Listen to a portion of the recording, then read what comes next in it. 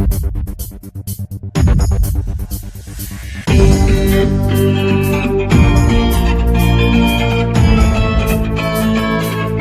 के पीछे 350 परिवार, जो 350 परिवारों के द्वारा ही इस देश की पूरी हाई कोर्ट और सुप्रीम कोर्ट और सभी जगह की बात कह रहा हूं मैं, जो न्याय व्यवस्था चल रही है। और आज जहां पंजाब का जो विषय है पीपीएससी सिविल जज के हजारों स्टूडेंट के साथ साथ 500 स्टूडेंट ऐसे थे जिन्होंने ऑनलाइन एग्जाम के लिए भरा, टेक्निकल खराबी आई, संघ लोक सेवा आयोग के सदस्यों ने कहा तकनीकी खराबी है, उसके वजह से कुछ फीस जमा होना, कुछ चीजें आई जिसकी वजह से उनकी परीक्षा रद्द कर दी गई और वो उनका अंतिम अवसर था। सबसे बड़ी बात थी उनका अंतिम अवसर था। और इस बात को केवल विधि के छात्रों ने ही नहीं उठाया, देश और पंजाब की विभिन्न बार एसोसिएशन जो वकीलों की वैधानिक संस्था है, उस संस्था के द्वारा भी ये आवाज उठाई गई कि इस संघ लोक सेवा आयोग की इस विधि की परीक्षा में, सिविल जज की परीक्षा में ये अनियमितताएं हो रही हैं, ये गलतियां हो रही हैं, ये भ्रांतियां हो रही हैं, इनको बचाया जाए, इसको रोका जाए। और इसीलिए आज मैं आपके सामने डॉक्टर एपी सिंह, आप जानते हैं सुप्रीम कोर्ट में 26 वर्षों से वकालत कर रहा हूं, लाइफ टाइम मेंबर हूं। आपके चंडीगढ़ हाई कोर्ट कई चर्चित मामलों में, चाहे किसान आंदोलन रहा हो, चाहे संतराम पाल वाला मामला रहा हो, और कई मामले, हनीप्रीत का सरेंडर वाला पंचकुला में आप लोग थे, कई ऐसे मामले हुए। पीटीआई टीचर्स का भी मामला हुआ जो हरियाणा के लोगों का था, वो आपसे यहाँ जुड़ा हुआ था। तो उन सब मामलों को मैंने बखूबी लड़ा। उत्तर प्रदेश के और मामले रहे, दिल्ली के और मामले रहे, यहाँ की बात बता रहा हूँ। तो इसीलिए क्योंकि इंडिया, मैं और पीछे थोड़ा जा रहा हूँ, इंडिया अगेंस्ट पढ़ाई करते हैं, अपने माँ बाप की कमाई को लगाते हैं, परेशानियों में एग्जाम देने जाते हैं, अपने घर के गिरवी गहने माता पिता उनके बेच के खुद भूखे रहते बच्चों को पढ़ाते हैं, कोचिंग कराते हैं, हर तरह से उनकी व्यवस्था को करते हैं। और बच्चा जब बिल्कुल पास होने के करीब होता है, उसे अपने पर विश्वास होता है कि वो 200% सक्सेस करेगा, वहां पर पेपर लीक की एक ऐसी बीमारी आती है कि उसका भविष्य खत्म हो जाता है और जिसकी वजह से कितने बच्चों को आत्महत्या तक करनी पड़ती है। और ये बीमारी गुवाहाटी से चौपाटी, कन्याकुमारी से कश्मीर तक फैली हुई है। All India judicial aspirants union ये पूरे देश के लिए, अब यहाँ पंजाब में है तो इसके लिए यहाँ इस विषय को उठाया गया है कि सिविल सर्विस जो परीक्षाएं थी उनमें ये हुआ है और परीक्षा में ऐसा हुआ है, जो गलतियां थी ये हुआ। एक राज्य का पेपर दूसरे राज्य से क्लैश हो जाता है, ये बात नहीं है।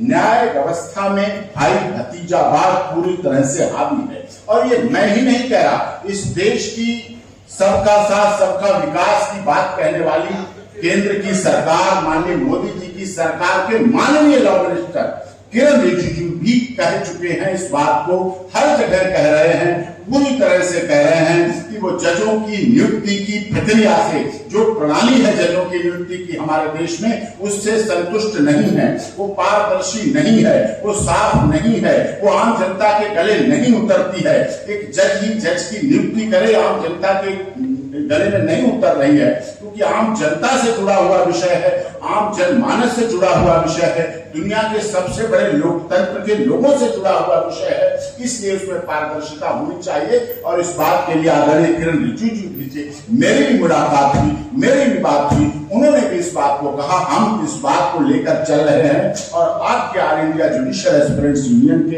हम साथ हैं। हम आपको विश्वास देते हैं कि आपकी इस लड़ाई में हम जब भी जहां जरूरत होगी वो इस चीज के लिए बढ़ा रहे। आप भी देख रहे हैं आपके माध्यम से, कुछ लोग उसे कहते हैं जुडिशरी और सिस्टम में लॉ मिनिस्टर का क्लैश है।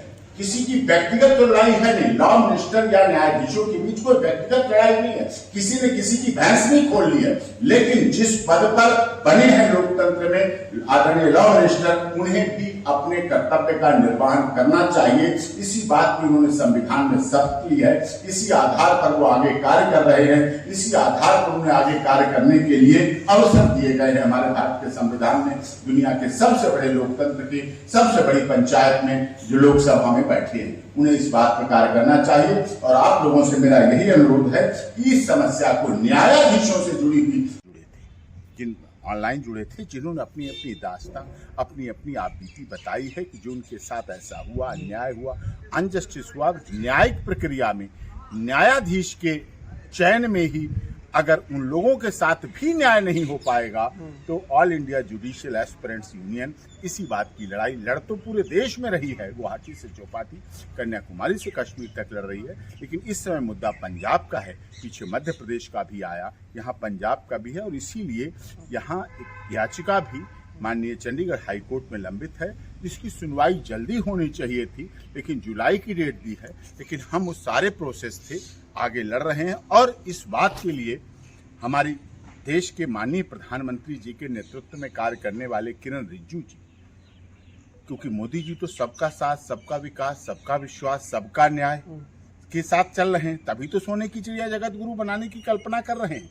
और खुशी की बात है G20 की अध्यक्षता कर रहे हैं। तो ऐसे में हमारे देश के, प्रदेश के जो विधि के छात्र हैं, जो न्यायाधीश बनने जा रहे हैं, सिविल सर्विसेज जजेस परीक्षा में बैठ नहीं पा रहे हैं, उनके साथ इंटरव्यू में गलत हो रहा है, इंटरव्यू में उनके साथ चीज़ें की जा रही हैं, भेदभाव किया जा रहा है, तो इसमें भाई भतीजावाद नापन पे निष्पक्षता रहे और इम्पार्शलिटी रहे और होने हो और दिखे भी।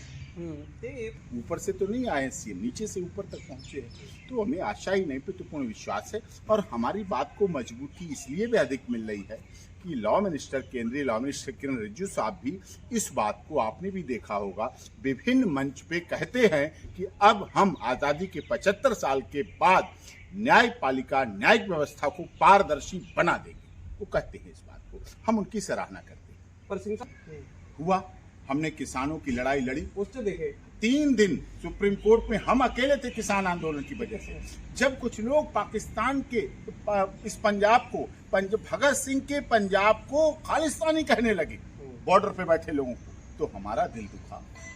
भगत सिंह की आत्मा तो अजर अमर है, वो तो न उड़ती है, न भीगती है, न सूखती है, तो उसने भी हमें बल दिया, हमें हीरो मानते हैं। पूरी दुनिया के लोगों ने हमें सराहना की जब हमने माननीय सर्वोच्च न्यायालय में 3 दिन सरकार ने अपने सब वकील उतार दिए, उनकी हार हुई, हमें स्टे मिला, और बाद में माननीय मोदी जी ने उस बात को स्वीकार भी किया और तीनों किसान बिल रिपील किए, तो हमें तो हीरो मानते। हाथरस प्रकरण आपने देखा, आपने की हाथरस, मैं कह रहा था हाथरस में पहले दिन से जब मुझे अखिल भारतीय क्षत्रिय महासभा और सभी लोग वहां लेके गए संगठन, तो हमने कहा ये 2 प्यार करने वालों के बीच झगड़ा है, न गैंग रेप है, इज्जत बरी कराया।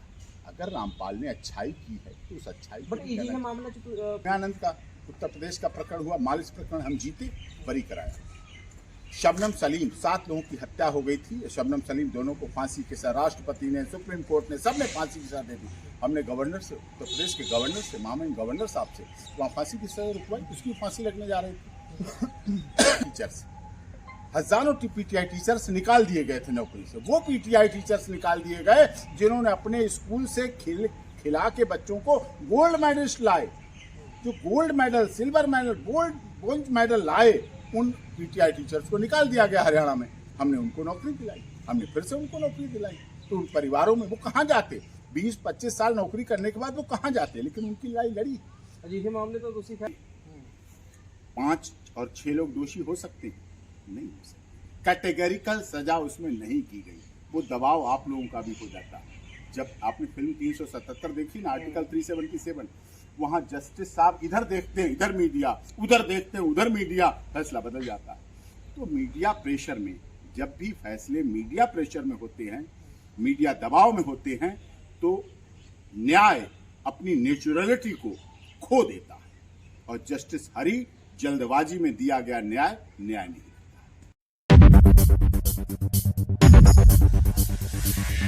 Thank you.